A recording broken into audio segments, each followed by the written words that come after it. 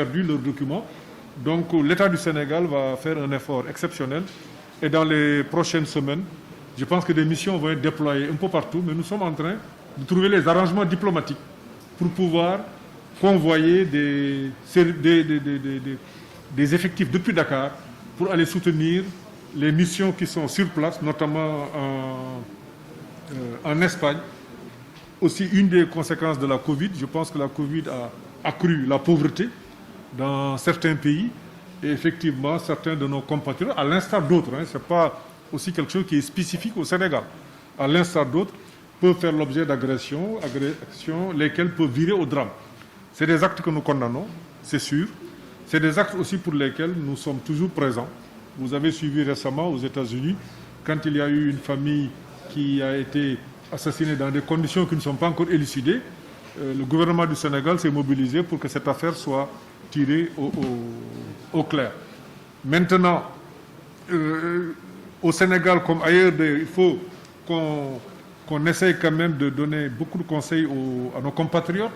Nous sommes dans un contexte particulièrement difficile où, effectivement, certains d'entre eux peuvent connaître malheureusement quelques difficultés.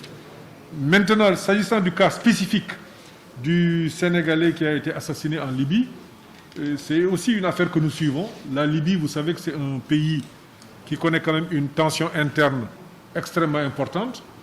Et le Sénégalais serait décédé dans un endroit où il n'y a pas d'électricité d'ailleurs.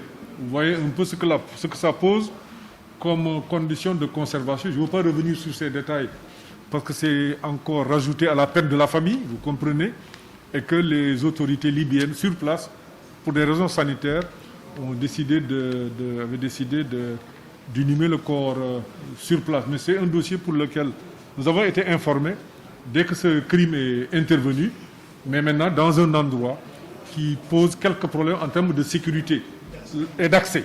D'ailleurs, ce sont les deux conditions qui ont fait qu'il nous a été difficile de prêter main forte à la famille comme on l'aurait souhaité et comme on le fait.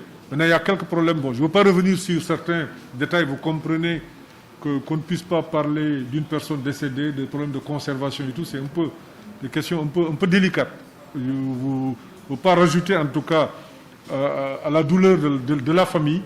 Nous présentons nos condoléances à cette famille et nous sommes disposés à les soutenir comme on le fait pour d'autres. Vous avez parlé de la situation du Mali, qui est une situation délicate, très complexe. Le Mali traverse effectivement une crise que nous suivons.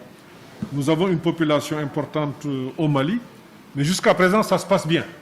Et nous espérons que ça ne va pas dégénérer au Mali et que les dernières recommandations prises par les chefs d'État en marge de la réunion de la CEDEAO d'Accra, que ces recommandations vont être mises en œuvre pour permettre au Mali de retrouver une situation normale. On ne le souhaite pas, mais s'il devait y avoir des difficultés additionnelles, effectivement, le gouvernement sénégalais prendra les dispositions pour soutenir nos populations qui sont sur place. Enfin,